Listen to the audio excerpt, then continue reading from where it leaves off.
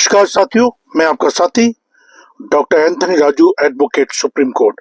और आज एक इतना अहम फैसला दिल्ली हाई कोर्ट का, जो सही मायने में जो लोग पॉक्सो के केस में फंसे हैं, जहां उम्र का अंदाजा लगाना मुश्किल है, जहां कोई ऐसा दस्तावेज नहीं है, जहां कोई एजुकेशन सर्टिफिकेट नहीं है, जहां कोई मार्कशीट नहीं है, जहां कोई जन्म को प्रमाण करने के लिए कोई भी पुख्ता सबूत नहीं है, तो वहां ये फैसला दिल्ली हाईकोर्ट का एक बहुत अहम रोल अदा करता है। और मैं अपने साथी अधिवक्ताओं का तहे दिल से शुक्र अदा करता हूं कि उन्होंने बड़ी मेहनत से इस मुकदमे में मुकदमे को जीता।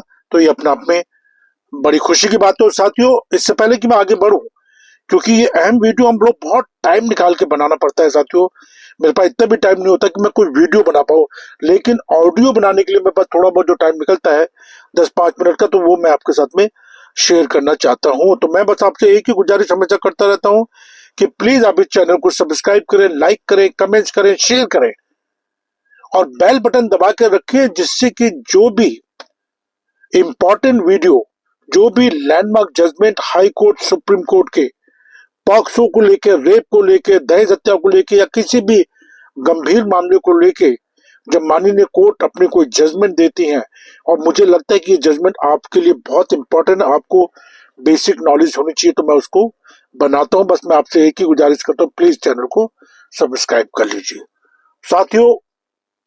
और मेरे बारे में अगर आपको जानना चाहते हो तो मेरा मोबाइल नंबर डिस्क्रिप्शन बॉक्स में है। और जब हमारे अधिवक्ताओं को इस टाइप की कामयाबी मिलती है तो मुझे बहुत खुशी होती है कि मैं ये कामयाबी आप लोगों के साथ शेयर करूं। पॉक्सो केस, अगर पीड़िता की उम्र में कोई संदेह हो तो आरोपी को इसका मिलना चाहिए लाभ, ये हमारी दिल्ली हाई कोर्ट कहती है। साथियों, ये बड़ा गंभीर मामला था पॉक्सो का, जिसमें उस बच्चे के पास, जो बच्ची थी, उसके पास उम्र को बताने के लिए, सही उम्र का अंदाजा लगाने के लिए कोई भी पुख्ता सबूत नहीं थे। ना तो कोई मेडिकल सर्टिफिकेट था, ना कोई स्कूल सर्टिफिकेट था, कुछ भी ऐसा डॉक्यूमेंट नहीं था।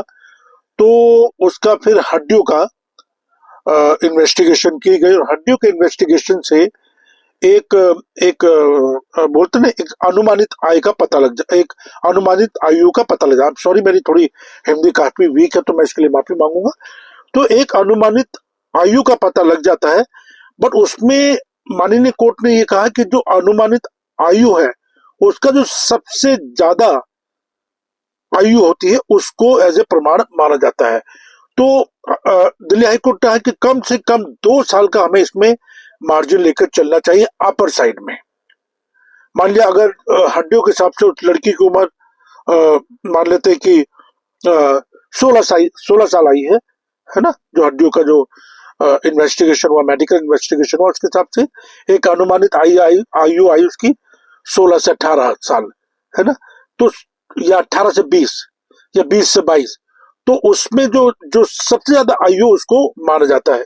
ये एक अहम फैसला माननीय दिल्ली हाई कोर्ट का, और इस पे कई सारी जजमेंट माननीय सुप्रीम कोर्ट ने भी दी है, क्योंकि पॉक्सो अपने आप में बड़ा गंभीर मामला है साथियों। और मैंने हमेशा बहुत छोटी छोटी चीजों पे, जब कुछ केसेस हमारे माननीय अधिवक्ता जीतते हैं, तो उसको मैं आप लोगों के साथ में शेयर करना चाहता हूँ, जिससे आपको पता लगे कि जब हम केस को जीतने जाते हैं, या हमारे अधिवक्ता या हमारे एडवोकेट जब केस को जीतने जाते हैं, तो उसकी किस तरह से तैयारी करते हैं। केस को जीतने से पहले तैयारी की जाती है, सबूतों पे तैयारी की जाती है, उसकी मेडिकल रिपोर्ट क्या कह रही है, उसमें मेडिकल प्रूफ क्या है, उसमें डेट ऑफ बर्थ क्या है, डेट ऑफ बर्थ के प्रूफ क्या है ना। और बहुत सारे मामले से, मैंने कोलकाता हाई कोर्ट का मैं एक केस कर रहा हूँ, उसमें महिला के जो जो कोलकाता म्युनिसिपल कॉर्पोरेशन के जो डेट ऑफ बर्थ सर्टिफिकेट है, वो दोनों अलग हैं और दोनों के सीरियल नंबर अलग है, और स्कूल के सर्टिफिकेट में डेट ऑफ बर्थ अलग है, और जहां वो पैदा हुई तो वहां डेट ऑफ बर्थ अलग है। मतलब बहुत सारी लंबी कहानी है। तो बहुत सारा उस पर हम लोगों ने कामयाब किया, और हम उसमें कामयाब भी हो गए। वो लड़कियों को हमने बेल करा दी। चलिए, एक अलग मामला था ये। तो साथियों, कहने का मतलब ये कि जब जब पॉक्सो जैसे गंभीर मामले, और जहां आयु का एक बहुत बड़ा रोल है, एज का एक बहुत बड़ा रोल है यहाँ पे कि एज को कैसे प्रूव किया जाए, है ना। और अगर जैसे सुप्रीम कोर्ट ने कहा है कि इसमें सबसे बड़ा जो एज प्रूफ माना जाता है, जो जुवेनाइल एक्ट है उसके हिसाब से भी जो सबसे महत्वपूर्ण जो एज प्रूफ माना जाता है वो होते हैं एजुकेशन सर्टिफिकेट, आपकी मार्कशीट, 10th की मार्कशीट या स्कूल के सर्टिफिकेट जो होते हैं उसको एज का प्रूफ माना जाता है। लेकिन वो एज का प्रूफ माना जाता, ठीक है मान लिया, है ना, मान लिया कि चलिए मान लेते कि 8th में उस लड़की की उम्र जो है एज के सर्टिफिकेट के हिसाब से उस लड़की की उम्र 16 साल आ रही है, ठीक है मान ली।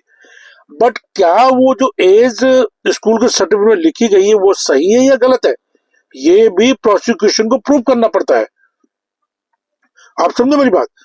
तो यहाँ पे यही एक चीज है कि हमने डेट ऑफ बर्थ को कैसे प्रूव करना, मतलब उस लड़की की उम्र को कैसे हमने प्रूव करना है, ये अपने आप में बहुत महत्वपूर्ण सवाल होता है माननीय कोर्ट के सामने। और दिल्ली हाई कोर्ट ने जो इतना अहम फैसला दिया है ये अपने आप में तारीफ काबिल है। और मैं अपने सभी अधिवक्ताओं का जो इसमें इन्वॉल्व थे उनका भी तहे दिल से शुक्र अदा करता हूँ। बस मैं आप लोगों से यही गुजारिश करता हूँ कि प्लीज अपराध मुक्त रहें, अपराधों से बच के रहें। और आजकल पॉक्सो बहुत ज्यादा मिसयूज हो रहा है और लड़कियां जो फेसबुक के माध्यम से या क्या बोलते हैं इसको, ट्विटर के माध्यम से या इंस्टाग्राम के माध्यम से दोस्त बना लेती हैं, आपको पता नहीं होता, फिर शारीरिक संबंध बन जाते हैं वगैरह वगैरह, उसके बाद रेप जैसे केस दायर हो जाते, तो ये अपने आप में गंभीर मामला बन जाता है। और पॉक्सो तो अपने आप में बहुत गंभीर मामला, मैंने ज्यादातर जो केस हम लोग कर भी रहे हैं, हमारे अधिवक्ता गण कर रहे हैं या जो हम खुद भी कर रहे हैं, उसमें मैंने देखा है कि ज्यादातर केस जो आपसी रंजिश के कारण, कहीं जमीन जायदाद का मामला है, कहीं पैसों का मामला है और कहीं कुछ, मतलब बहुत अलग अलग मामले हैं। और बस यही होता है कि जब आप गंभीरता से अपने केसेस को लेते हैं और गंभीरता से उसमें तैयारी करते हैं तो उसमें कामयाबी जरूर मिलती है, जैसे ही दिल्ली हाईकोर्ट के मामले में कामयाबी मिली है। अब 3-4 चीजों पे मैं हमेशा लोगों को कहता हूँ कि उस पर ध्यान दीजिए। एक है कि एक अच्छे अधिवक्ता से, एक अच्छे एडवोकेट से अपनी बात को चर्चा करें, अपने केस को उसके बारे में डिस्कस करें और अपनी नॉलेज या उसकी नॉलेज को भी देखें कितनी नॉलेज उस केस में रखते हैं वो। और उसके अलावा अपने जो साक्ष्य है, एविडेंस, उस पर काम करें और संयम रखें, अपने वकीलों पे विश्वास करें, ये सबसे ज्यादा इम्पोर्टेंट होता है साथियों। और ये मैंने एक छोटी सी वीडियो आपके लिए बनाई थी और मैं उम्मीद करता हूँ कि वीडियो आपको पसंद आई होगी और आप लोग बस खुश रहें, अपराध मुक्त रहें, यही मैं आपसे गुजारिश करता हूँ। जय हिंद, जय भारत।